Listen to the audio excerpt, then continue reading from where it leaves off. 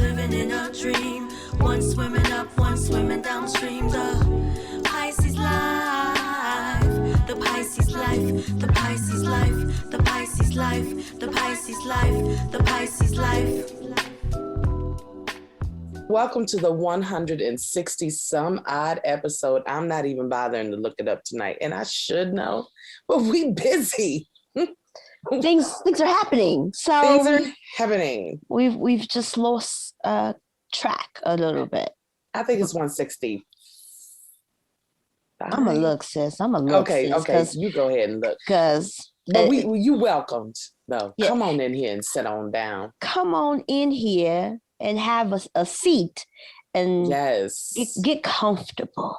Wherever you are, we invite your listening ears and your attention for just a moment for some very important announcements. Number one, people, we have been saying for over a year now that we are in the middle of a pandemic. It's not letting up. Michigan is on a voluntary lockdown. We're being asked to stay home. People are not, they are voluntarily saying no to that. You hear me? Pretty much full. rejecting the request. Restaurants full, park full, church full, grocery store full, every place you turn full. What's wrong with the people? I said, boy, this voluntary. And they said it's gonna be up to somebody else. Okay. So I'm out here. The weather get good one good time. For 3 days in a row, people are out of masks.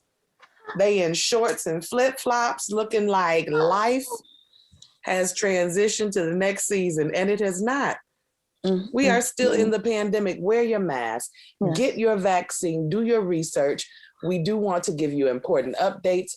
Johnson & Johnson has been pulled due to blood clotting issues. Now, the blood clots that were presented in 6 patients is part of the over 7 million shots that have been given. So point being, yes, there have been some issues. Yes, they have pulled it. Yes, they are working on it, but there's still other options for vaccination available to you. I have Moderna. Sis? I have Pfizer. Going for my second dose in 2 days. Going for my second dose tomorrow. By the time you all hear this podcast, Kai Love and I will be officially and completely vaccinated. Yes.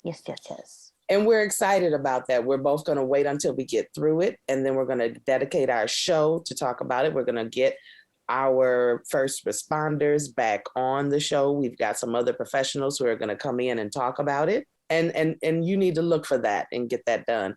We have been on the move in these digital streets. Come on now. Yeah. You all need to get caught up if you haven't already. Our project Survivance.io, which was founded May of 2020. Yes. And it was launched of March 2021, a whole year that we have all been living in this pandemic. Please check out the stories. The stories are dynamic that we've got up there this far. We are in process of getting more. Yes. We want you to think about submitting your story. That is, sis, they need to understand you can do it. Yes. Just upload your media. You don't have to be fancy with it. Give us your story, your experience, and we'll take care of the rest. You hear me? Absolutely. There's been lots of questions. People have looked at some of the stories that are up there and they're like, I can't do that. I don't know how to do that. Let us help you tell your story in the way that makes the most sense for you. It's not like we're taking the information and moving it into a different direction either. You know, we're co-designing this storytelling here on Survivance. We want you to be as satisfied with what is publicly being shared as we are. So just get on there. Submit the story. If you look, this is what you could do. Put your name on there. Put your zip code, because we are tracking zip codes. We're trying to see where all the stories are coming from. Yes. Put your email on there so that we can get back in touch with you. Yes. And then be like in the space, say, hey, aunties, I need some help with my story. email me so we can get together and we'll go and get with you, you know? Yes, absolutely. It's real easy to do. Yes. And first of all, we really want to say thank you to those who have gotten right out there and gotten us started. We really do appreciate it. This doesn't happen without you. This is people generated. We are just the conveners of the project. Yes, we are. We will be moving on now. Listen here. Come on now. You need to get your pandemic story on in, because we really see Survivance as evolving into a complete storytelling and media movement. So there'll be other topics to come.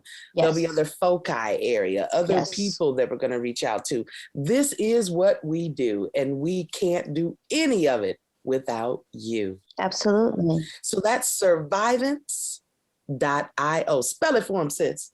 SURVIVANCE.IO. Let me get that one more again for y'all. SURVIVANCE.IO.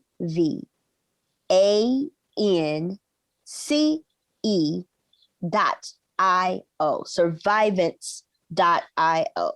There it is there. Next thing that we're going to talk about, keep your eyes and your ears open at this time of this recording of the podcast. Whew, sis, people have just lost their minds, okay? We have had 4 mass shootings in one weekend. People mad. They in the streets shooting folks at the work, places they used to work. They shooting folks over at the birthday parties for the children's that, you know, we a blended family, but ain't nobody getting along, and all of these things. Oh my goodness, there are so many other ways to handle your anger, to handle being mishandled or having your feelings hurt or whatever it is. Another way to handle and problem solve that you don't have to take people out of here. The problem, sis, and we just gonna have to talk about it. The problem is that people were very much not capable of handling their issues previous to the pandemic. There were people who were on the gap, standing on the line from losing control and really losing control. And then you throw in a year-long pandemic where you've been isolated away from your network, even if your network has been really, really small and you haven't been able to check in with your people, you haven't been able to see people who love you and the things that help to ignite joy in the spirit. And we don't have a lot of resources that have been unveiled. So yes, the government has been thoughtful in certain cases in letting some of the STEMI go.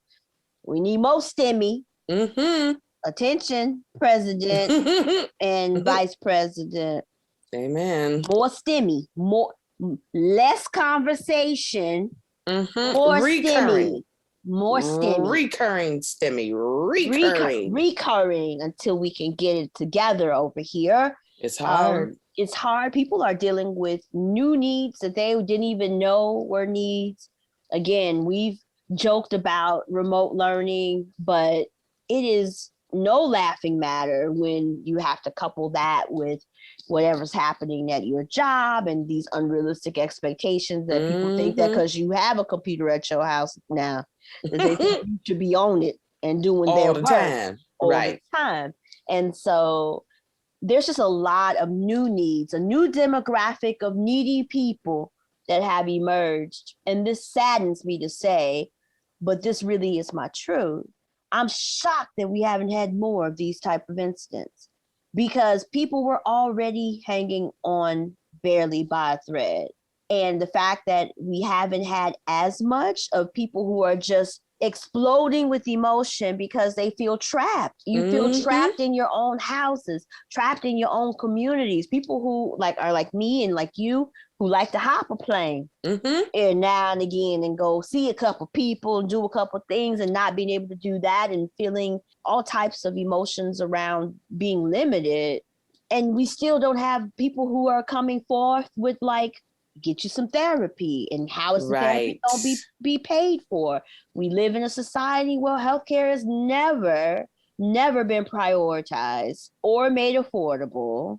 It's a money-making vehicle. Yep. and people without means don't have access to the best healthcare. We've seen how that looks like in a pandemic in reference to just dealing with the coronavirus itself.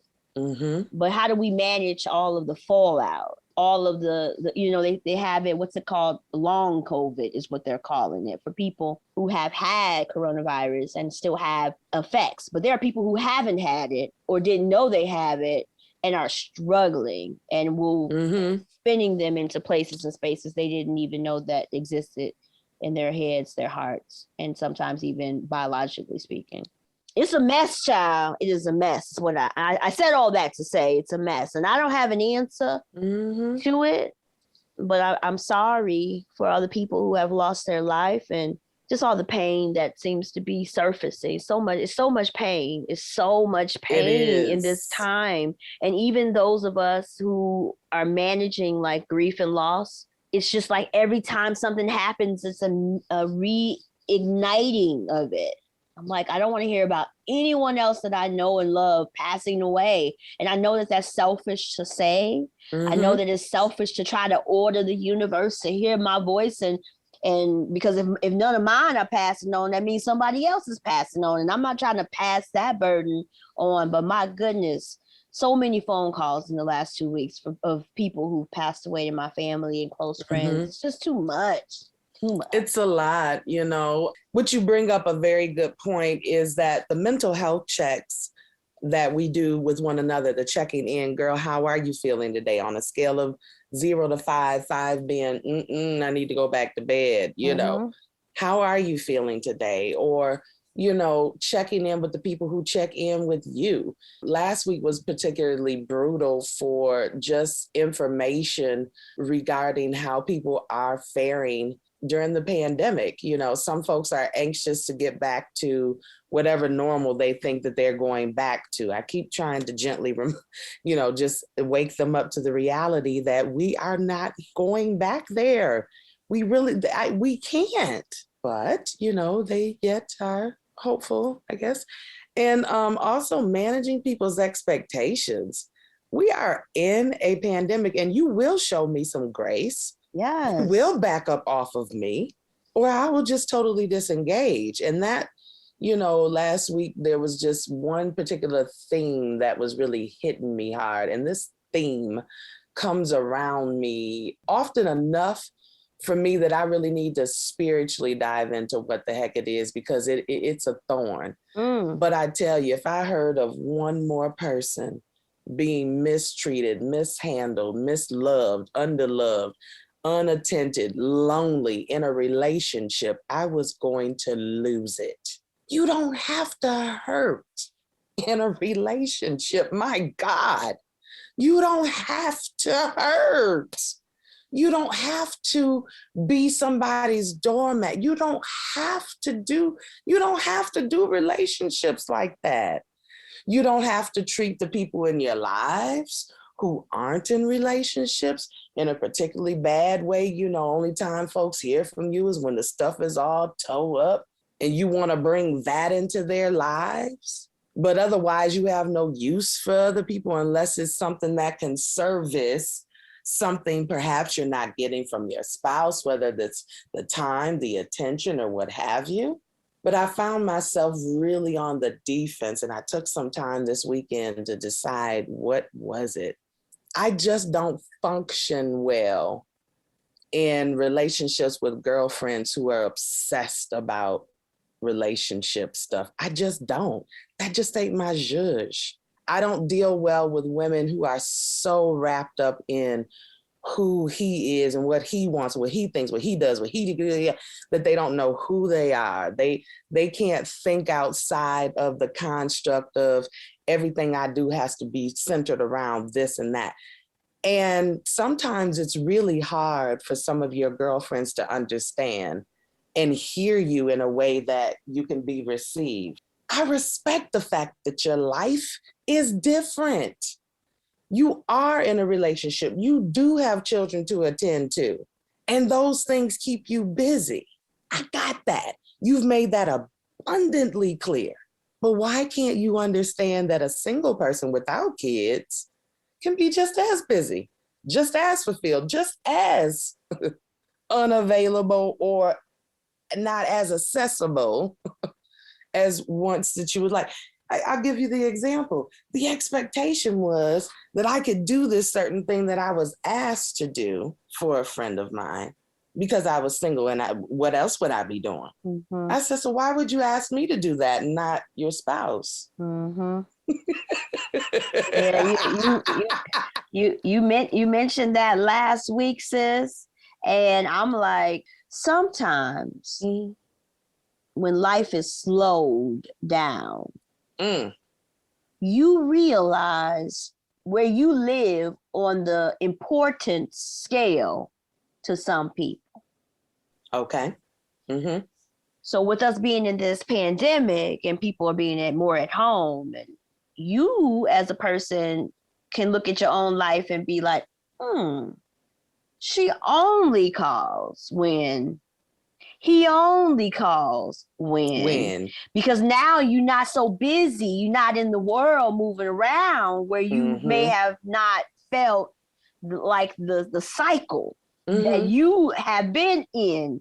This cycle, this roller coaster ride of expectation that you may not have even been aware that you were on until you got off the ride. And now you're like, oh, so every third Thursday, you gonna call and check on me because third Thursday is when you go do this and you need me to do this. And then you say, oh, wait, oh no. We're in a pattern. No. We're in the pattern. And then, but when I need you, and normally if you are the type of person like how I am and how you are, because I know you, we independent spirits, we try and do everything ourselves. We rarely ask anybody for anything. But on the rare occasion that we do ask is because we really need it. And all of the asking that they have done, and you've provided, you answered the call, you picked them up, you let them stay, whatever the situation is. Right. This one time when you needed some support, one time, they like, oh, girl, no. And then this my favorite. Don't let me ask you for something and you tell me to ask somebody else. Yeah, I think, I think she might be able to. No, sis. Sis, I'm guilty of that. No, sis. No, if you are providing a resource, because sometimes the ask that is coming in is because you're the resourceful, receiver of asking questions. You be like, hey, sis, oh, girl, yeah, call so and so, because she the one. I know that she helped. Blah, blah, blah. They're not calling to ask you to do it, but I'm talking about when people are asking you specifically, and then you call and ask specifically. Like, sis, I'm over here stranded on the side of the road. I don't require a referral right now. I see what you mean, sis. I see what you mean. What I require is you to get into your vehicle and come and pick a sister up, especially because I'm 2 exits from your house. Right. You can turn them beans off for a second and come get a sis. For a second, please. I'm telling you, sis, when I do, I'm thankful. It really, last week in the final reflection of all of it, it really made me thankful and grateful that I may have left some relationships in a huff. I may have left some relationships sad and broke down and mad as hell. But I thank God that I left with most of me intact. I had enough of who I was to not stay in the situation because I wasn't happy and I wasn't making them happy. I want to be in a situation where we both bring out the best in each other. Is that really so hard? Is that really so hard? What is it that you can't even be on the same team with the person that you're married to? If I can't say to you, man, it would be nice to go to the moon, without you talking about, you ain't never been to the moon. What you doing thinking you want to go to the moon? Who you know on the moon? You don't know nobody. I just said I wanted to go. I want to be with the type of man that said, well, baby, let me know if we got to sell some pies to get my baby to the moon. My baby want to go. That's the man that I'm waiting for. I don't get this. I want better for the people that are in my life, that their stories come to me. And it's a cautionary tale that scares the hell out of me.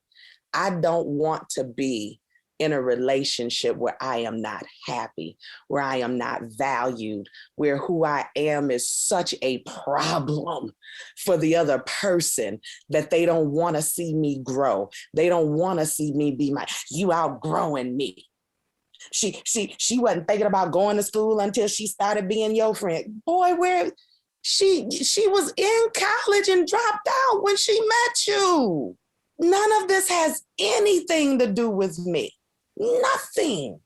We have to have on a relationship expert. I don't know if that's in the mental health space or what should be. Who's the expert who can talk about these things? Because what I think is, especially if you haven't really had a relationship muse to look to. Again, no relationship is perfect. None of them. You can be super happy and still have an imperfect relationship. I think that people don't understand what it takes to be in a relationship. Boom. And has unrealistic expectations about how people perform in relationships. And I think that there needs to be some right sizing there. This story you just shared reminded me of a gentleman. I was dating an older gentleman right out of college. Well, I was dating one while I was in college, and then right-sized it with somebody who was only 1 year older than me. Okay. But I was 2 grades ahead of him. Then after I graduated and me and old boy had broke up, I started dating. I got, dropped out of medical school and then got me a job. And this gentleman worked at the job that I was working at.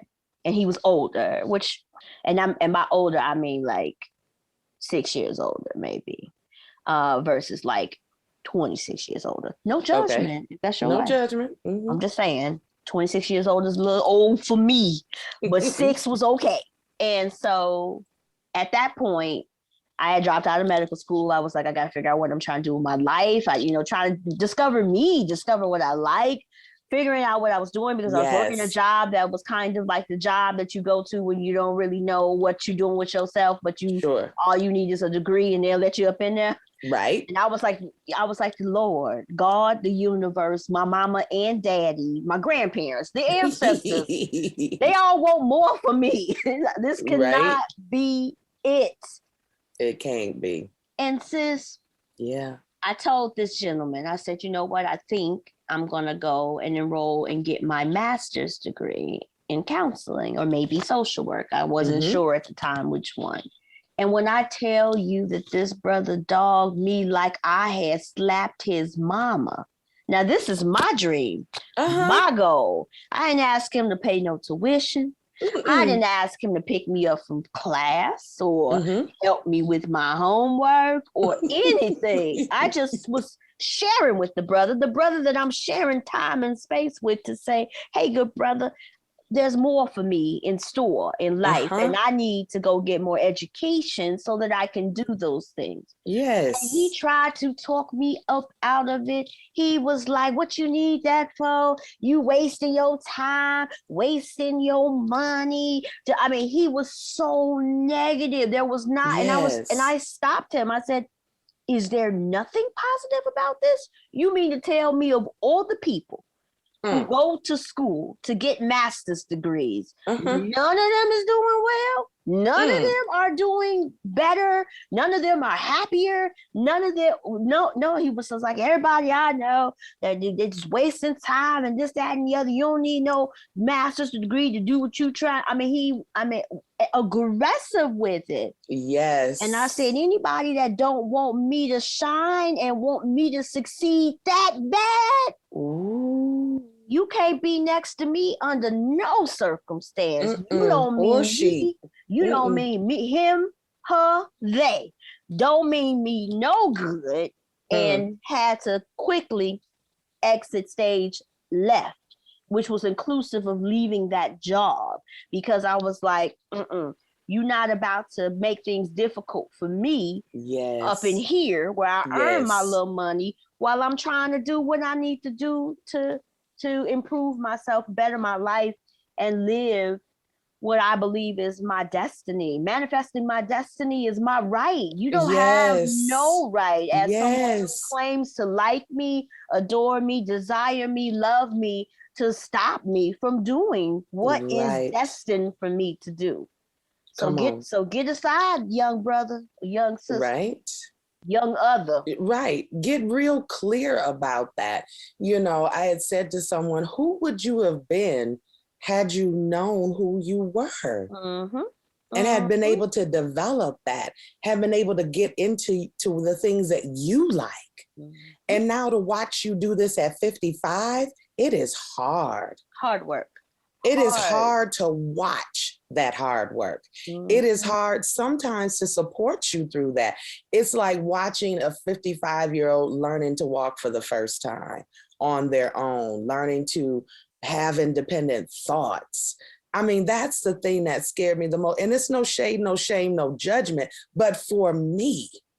And I really it was a moment of self-reflection for me, because that thing grieved me. How can you treat somebody that you claim to love by choice, have vows with, and this is how you choose to treat them? During the pandemic, this brother is upset because he can't be with his side woman during the pandemic. It's tearing him up. You just don't know. He told his wife that you just don't know how much I'm suffering, that I can't be with my girlfriend. We need somebody on here to get down to this. And my message is this simply.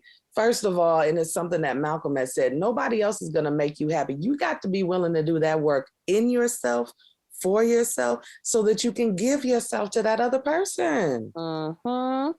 It's really a moment of not just like self-reflection, selfless reflection. Ooh, boom.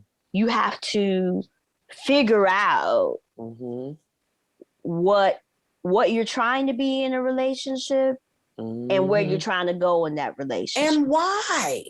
And why? And the people that you're marrying have to be on that same trajectory. Because Tina said it best.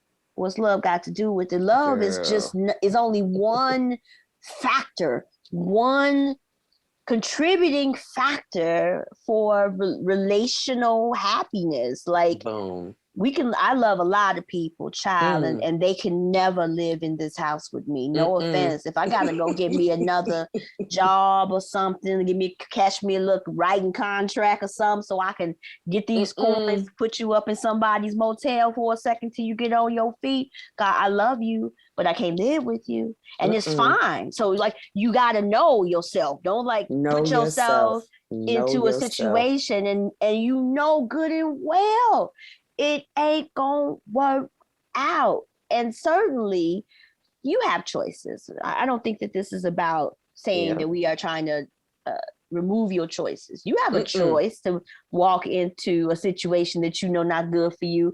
I saw a meme on someone's timeline on Facebook that said something about warning signs in a man looks like disco lights to her.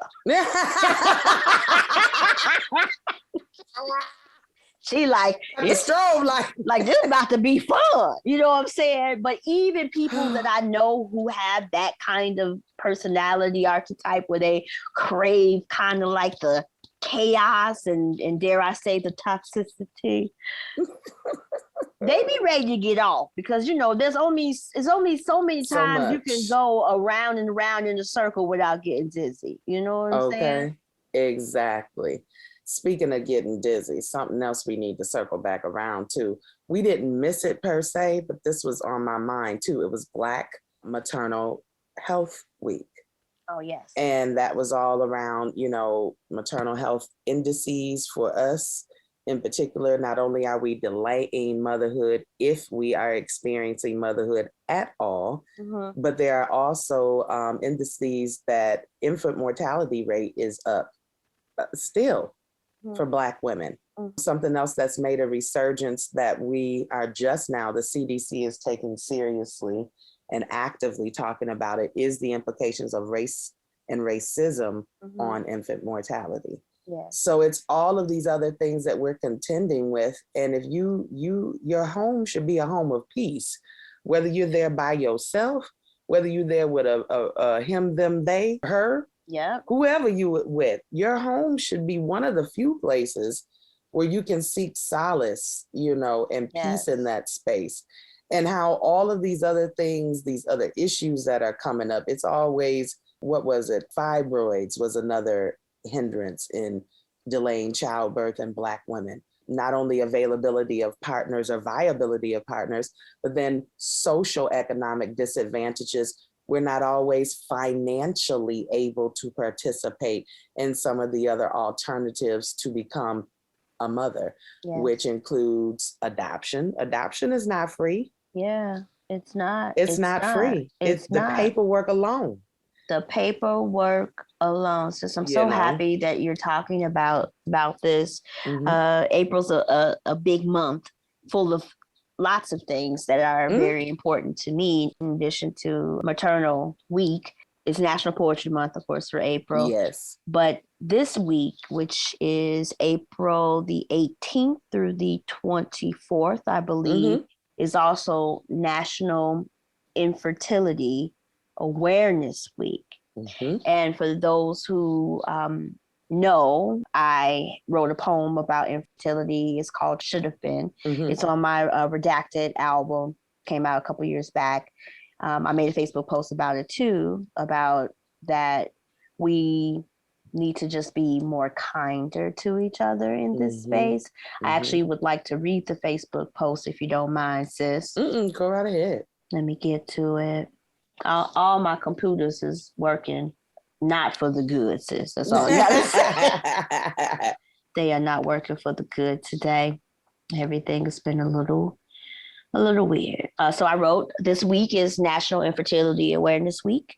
My poem Should Have Been is one I will never perform, but I think captures the emotion for women like me.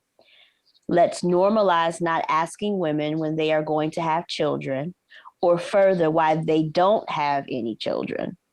Let's eliminate the stereotype that women above a certain age without children are crazy because some see a childless woman as having issues with keeping a man versus a biological concern. Let's show grace to those who can't show up for baby showers, but always send a nice gift.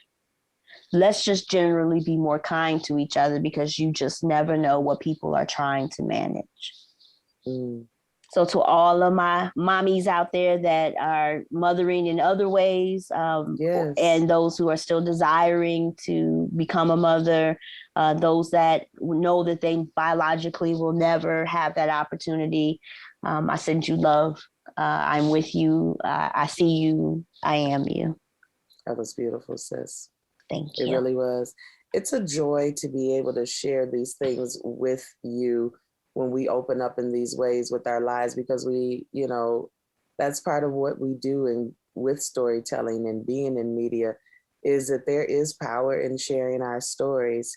And likewise, I'll just add to that, it's okay if you've made a decided choice that motherhood is not an option that you wanted to pursue as well.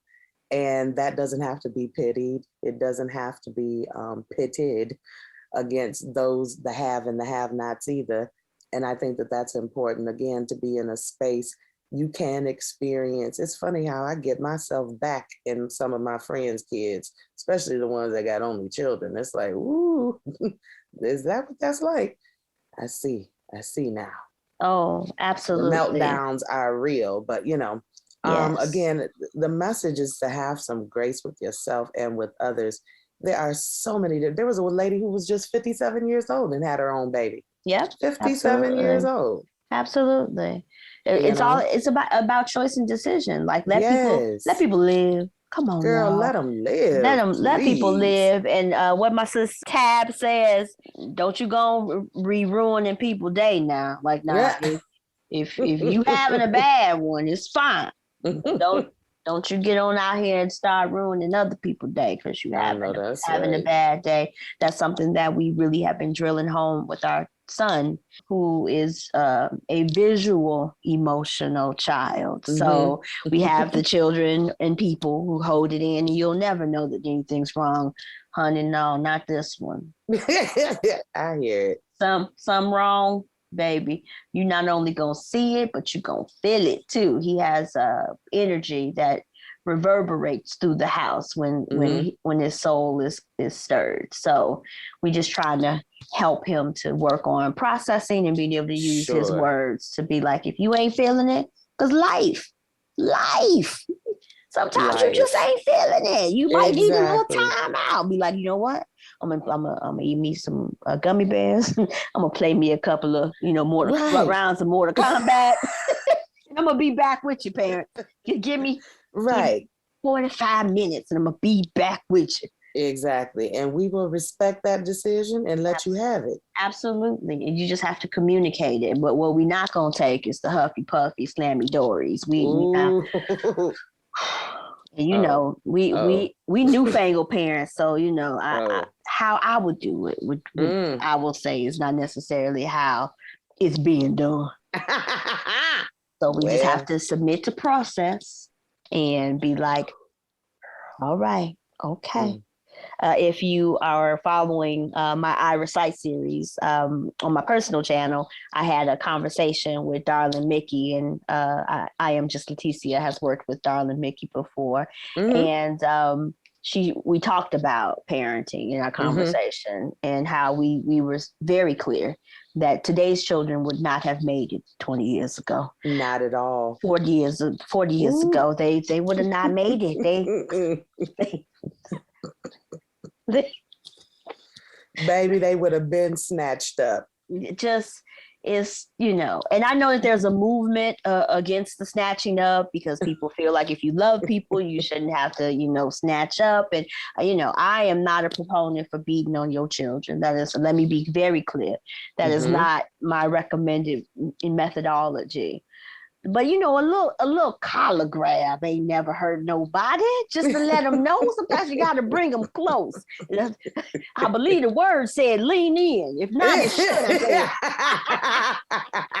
Not lean in. Lean in. Sometimes you got to just lean in and just let them see draw your them presence. close. Draw them close. Yes. Draw them by the collar, will you?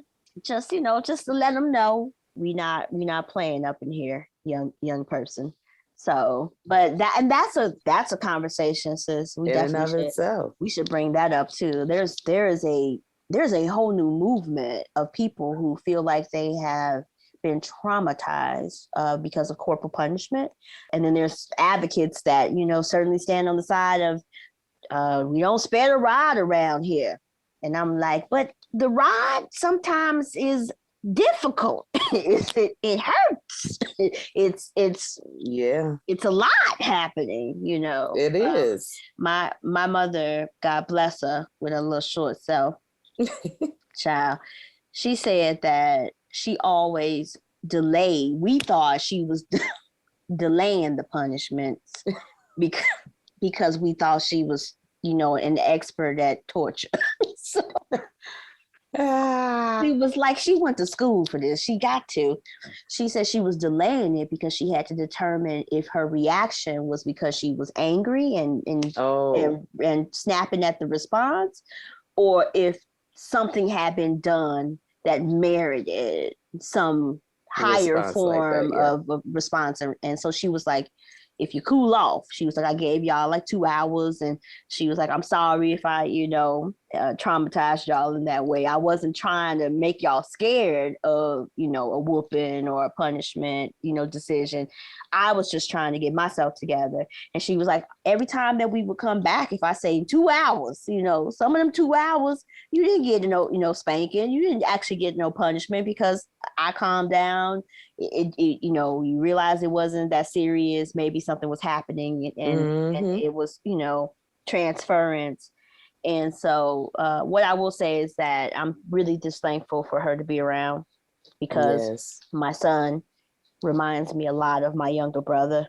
And she's been very helpful in providing some necessary lessons and helping to, pull me off the ledge in a lot of ways. And I think that I'm growing in that regard. So I think that's the thing about parenting. Again, outside looking in, it's probably easier to see.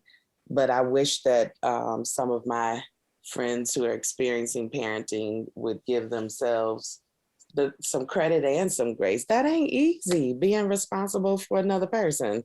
All the stuff you got to do when you don't even want to do it. And it's always something that needs to be done. That is the selflessness in being in even relationship with your children. Absolutely. Who are these people? Who you might think you're shaping them and molding them into, but pay attention to who they're showing you that they're becoming. Yes. You know why kids need chores? You know why kids need responsibilities? Because the world got chores and responsibilities, except we call it job. Yep. And if you want to get a job that pays you well, then you do a good job so you can get the good pay. You do, and I think that one of the things that my parents, I'm really thankful for something. And it comes with the time that my mother and father were born. They coming out of the 60s, coming out of the 50s and 60s, coming into to life when Black people could be and do affirmative action. Women were no longer, you get married. My mother was married 2 weeks after she got out of high school. That is what you did. Okay. You got married, hurried up, and had a baby. Well, fertility issues delayed motherhood for her. Do you know how she felt watching all of her friends have babies? And she was the one married and couldn't. Yep. I can imagine, especially in that day. Especially in that day. Yes. So when you do finally have a daughter that comes along, you want her to be so fiercely independent, so self-assured with who she is. And I was like, maybe if she had relaxed on that some, I may have been just as woo-hoo-hoo and all willy-nilly, blah, blah, blah, like it looks outside looking in. But I am just thankful that I grew up in a supported environment where I was allowed, where self-development and focus was okay and encouraged. That was a very clear message. You can't add anything to anybody else's life. And it's not about being perfect at all, but it is about being self-aware enough to know that you can build somebody else up. You can build the situation up.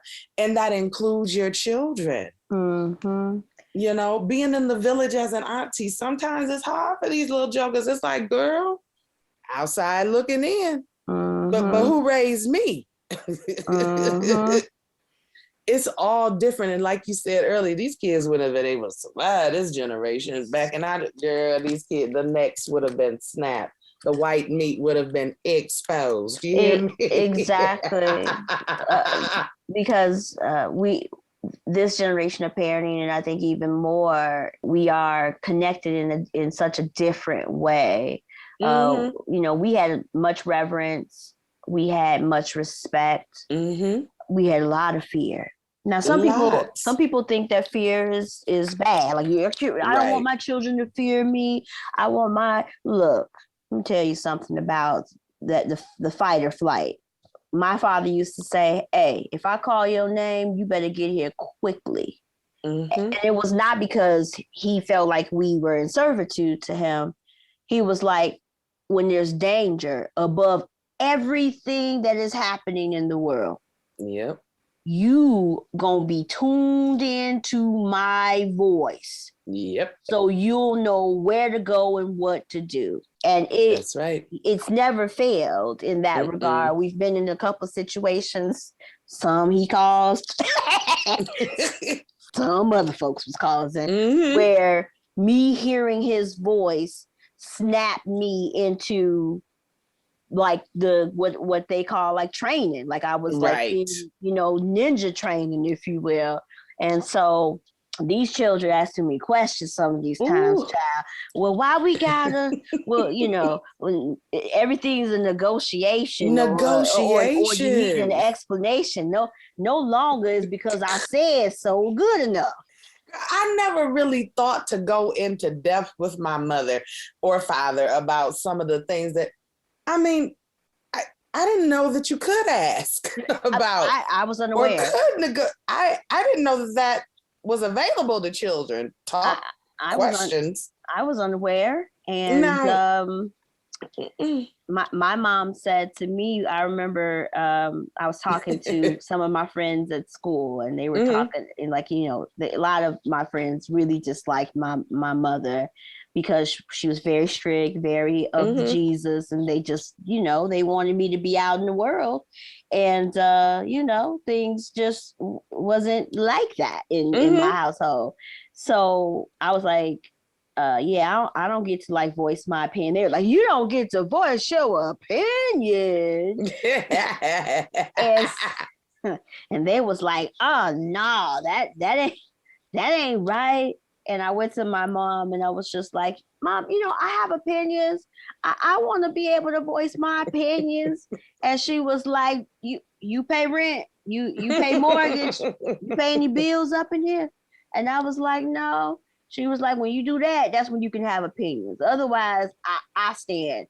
Baby, you better believe that next day I went and got my piggy bank together. I was like, here is $2.40.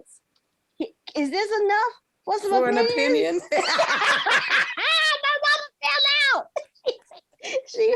And I remember because I used to have insomnia. I would go to sleep early, but then I would wake up. My dad would come home from work or whatever, and they'd be having their pillow talking. The house be quiet, but they'd be talking. And I remember she said, "Your daughter is something else," and he was just like, "You act like she ain't half you." He said, "Only when she be doing stuff that ain't of me is where I'm pointing it out." He was like, she tried to give me $2.40 for her opinion. And my daddy was like, the girl, she was buying her time. She wanted some conversation. Right. I was like, yeah. So it's it's such a different time. We are just in such a different time. I think, we all had that experience where we wanted to try somebody. And I was like, why not? Or why not? By the time she got done with why not, Kai was like, I don't even want to. Just never mind. I'm not even interested. Forget that. Yes. I don't even want to do that no more. Be like, I'm over it. I was done. Like I moved on. This way too much conversation right now. Way too much conversation. Why not? Ooh. Yes. Well, I was a why not kid too. Like not directly though, but like to myself. I had a lot of conversations. That inner talk was a bug, wasn't it? Inner talk. I wonder why I can't do that. That seems like it's fun. Like you better not bring it up. Don't be asking. Oh my goodness. Yes. Sometimes I remember once my mother was like, she got to the end of whatever she was telling me not to do. And she said, you are nodding your head. She said, and everything in me knows you getting ready to walk right out of here and do exactly. Because you like this. And in your mind, you already doing the thing that you want to do. I couldn't lie to my mother too. That's another thing. When you got one of them saved mamas, it really cuts down on the line because she be done prayed about whatever it was or whatever. Yes. Nope. I'd just rather hear no than just, I asked and they said no up in here. I knew it was a no when I asked. But exactly. Because Didn't you know it was a no? Girl, knew it was a no. I remember praying some days, like, Jesus, I put $1 extra in the offering this week. I asked for prayer. I would be praying. I'd be like, oh, Lord, letter. I remember writing a letter to my mama one time because we couldn't spend the night over nobody's house. Oh, and no. one of my friends was having a sleepover, and I want to go, child. And I wrote her a letter. It was one of the best letters. She probably still got it. As I was, laying out my case. Yeah, and she was just like, I understand. And she was like, this is the compromise. You can stay till this time, and then I'm gonna come pick you up, but you're not gonna spend the night at nobody's house, child. I promise you, we must have been related. I can remember getting to go to maybe 2 sleepovers, and my mother was more right than I wanted to ever admit. I wish I had never slept over at either one of their houses. Mm-hmm. One of the houses, the pets. Ma'am, your dog gets in the bed with you? First of all, your dog is in the house. This is foreign to me. What? The dog is in here with the people, like he's one of the people. Mm-hmm. 1, totally mad about that. And then 2, another sleepover that we had, the girl had an older brother that just wasn't, on the up and up, You wants to be scaring folks in the middle of the night. Then wants to try and make folks wet the bed and carrying on. Then you wants to try and get folks to sneak outside. And then while folks is outside, you like them out. And then folks have to scream and go knock on the friend's parents' window and wake up the whole house. And now everybody has to go home. And it had to be nobody's fault. Had your big head brother left folk alone. But oh no, here he comes. Do you know what it's like to be up at 3:00 in the morning, running around somebody's house screaming because you can't get back in? Terrifying and a hot mess. And if that had been my older brother, my mother would have had him on punishment for at least 3 months. Because why's you down here with these little girls? Why's you? See? That house was off limits. That's exactly why my mother didn't let me stay the night in nobody's house. Like I said, the times I begged for it and got it, I regretted it. Well, sis? Yes. Girl? I think we done talked about it all yet again.